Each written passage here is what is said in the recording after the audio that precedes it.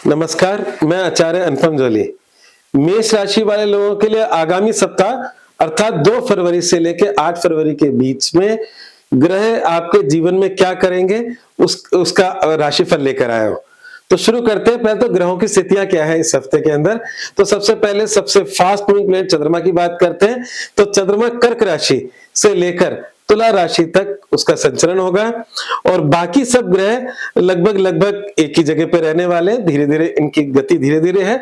तो उसमें सूर्य, शुक्र, मंगल, बुध मकर राशि के अंदर, राहु देवता हमारे कुंभ राशि में, केतु सिंह राशि के अंदर, बृहस्पति वक्री होकर मिथुन राशि में बैठे हैं और हमारे शनि देव मीन राशि में बैठे हैं। तो ये आसमानी ग्रहों की स्थिति है। और अगर हम मोटे मोटे तौर पे इसमें देखें तो हमारे चतुर्ग्रही योग हमारा मकर राशि के अंदर है।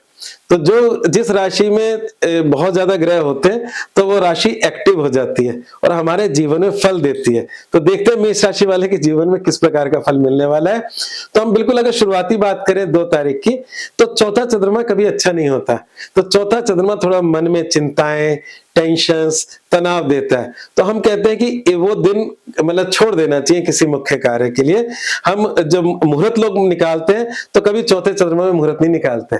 तो इसलिए आप देख सकते हो कि 2 फरवरी जो पहला की रात्रि 10:48 तक चंद्रमा चौथा है, उसके बाद सिंह राशि में प्रवेश कर जाएगा।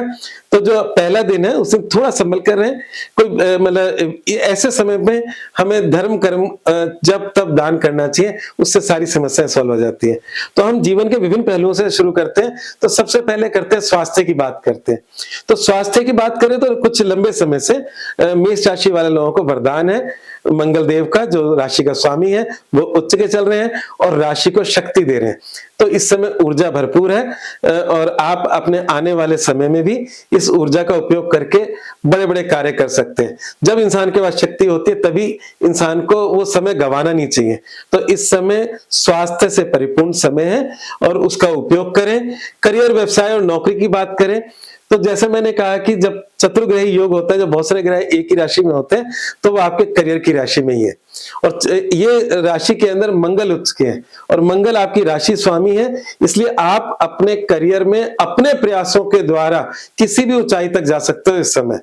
और ये मंगल के साथ सूर्य देव भी है, शुक्र देव भी है और बुध देव भी है। बुध जरूर यहाँ पर छोटी मोटी समस्या देता है। और छोटी मोटी समस्या कौन सी देता है? आपके जो शत्रु हैं, जो आपके जेलस करने वाले हैं, जो आपके ऑफिस के कलीग्स हैं जो नहीं चाहते कि आपकी तरक्की हो। तो छोटी मोटी अड़चन, बुध की अड़चन के साथ साथ करियर के लिए गोल्डन पीरियड चल रहा है। और इस समय अपने करियर का विस्तार, जो लोग बिजनेस कर रहे हैं वो अपने काम धंधे का बड़ा लेवल पे विस्तार कर सकते हैं और कर ही रहे होंगे क्योंकि समय उनके अनुकूल है। और जो लोग नौकरी के अंदर हैं उनके जीवन में भी कोई उन्नति का समय चल रहा है। हाँ, अगर किसी व्यक्ति के जीवन में कुछ गड़बड़ चल रही हो इन ग्रह योग के अंतर्गत, तो उसके लिए एक सरल उपाय है। उसके लिए सरल उपाय यह है कि किसी भी दिन सूर्योदय से सूर्यास्त के मध्य 10 अंधों को भोजन करा देना।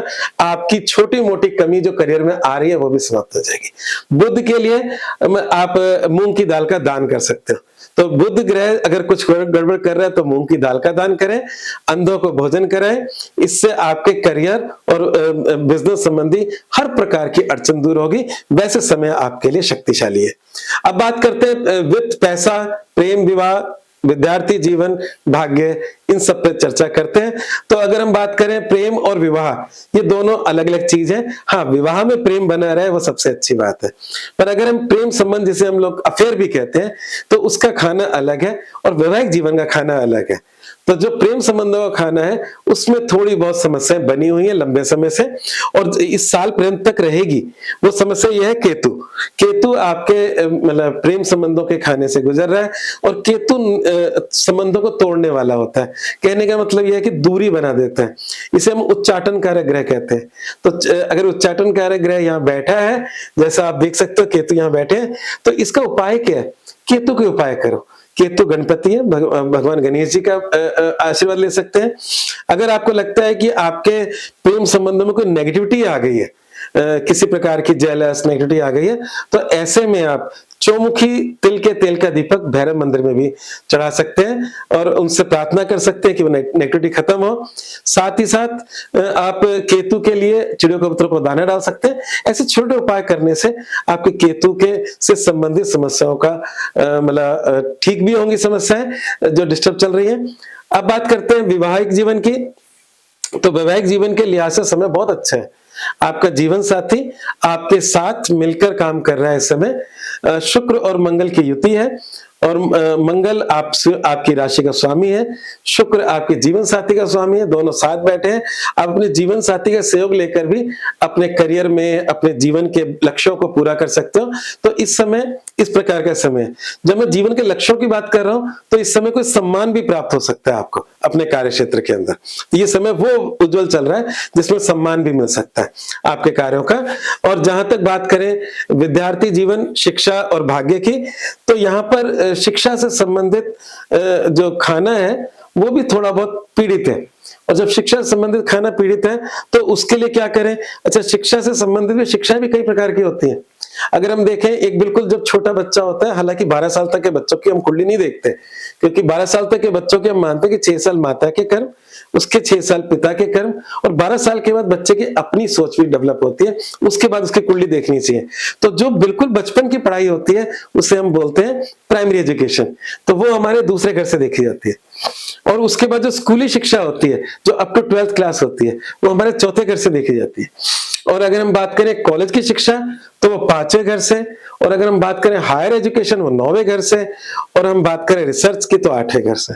तो यहां पर अगर हम देखें तो शिक्षा के अंदर स्कूली शिक्षा और हमारे जो प्राइमरी एजुकेशन है ये अच्छी चल रही है, पर कॉलेज शिक्षा के अंदर थोड़ा सा भटकाव है। हालांकि माइंड की शार्पनेस है, उसमें कोई दिक्कत नहीं है, अगर आप थोड़े से उपाय कर लो तो उसको बिल्कुल ठीक कर सकते हो।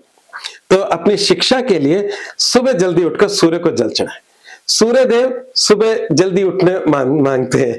तो कहने का मतलब यह है कि अगर कुछ लोग लेट नाइट पढ़ाई करते हैं तो उनके लिए ये समय ठीक नहीं है। जल्दी उठकर पढ़ाई करें और उससे पहले सूर्य को जल चढ़ाएं, उससे आपकी शिक्षा के मामले थोड़े सुधर सकते हैं, क्योंकि शिक्षा का स्वामी सूर्य है और सूर्य देव की कृपा से ही कुछ हो सकता है। इसके लिए एक मंत्र भी है, ओम घृणी सूर्याय नमः। ओम घृणी सूर्याय नमः का जाप करते हुए जल चढ़ाएं। ठीक है, आगे बढ़ते हैं। अगर हम भाग्य की बात करें तो जब करियर अच्छा हो, इनकम अच्छा हो, तो भाग्य अच्छा होता है, तभी ये सब चीजें होती है। तो भाग्य के स्वामी बृहस्पति अपने घर को ब्लेस कर रहे हैं, इनकम के घर को ब्लेस कर रहे हैं। जो लोग कहीं ना कहीं मेडिकल इंडस्ट्री से जुड़े हुए हैं, राजनीति से जुड़े हुए हैं, जमीनों से जुड़े, रियल एस्टेट से जुड़े हुए लोग हैं, और जिन लोगों का एग्रीकल्चर से जुड़े हुए हैं, जो लोग हैंडीक्राफ्ट या किसी सौंदर्य या फिल्म लाइन ऐसी चीजों से जुड़े हुए हैं, उन सब के लिए समय अच्छा चल रहा है, इसमें कोई चिंता की बात नहीं है। हाँ, 2 मेरे विशेष हफ्ते के उपाय होते हैं। एक होता है हमारा मूल मंत्र और एक होता है मंत्र, जिससे पूरा हफ्ता अपनी परेशानियों को समेट लेता है। तो हमारा सप्ताह की शुभता के लिए क्या करें? ओम गम गणपते नमः का जाप करें। गणेश जी का मंत्र जो मैंने बुद्ध की परेशानियां बताई थी उसको भी ठीक करेगा। और साथ में मूल मंत्र क्या है? आज का काम कल पर न टाले। ये मूल मंत्र सचमुच है, क्योंकि जब बेस्ट समय चल रहा होता है और अगर हम टाल देते हैं तो समय निकल जाता है, निकले समय को कभी हम वापस नहीं ला सकते। तो इस मूल मंत्र को अगर आपने अपने जीवन में गढ़ लिया तो ये हफ्ता ही नहीं, आपका जीवन भी सफल हो जाएगा। आज के लिए बस इतना ही, धन्यवाद। अगर आपको मेरा राशिफल अच्छा लगा तो मेरे चैनल को सब्सक्राइब करें, वीडियो को लाइक करें और बाकी सब लोगों के साथ शेयर करें। ये फायदा सबको होना चाहिए। धन्यवाद।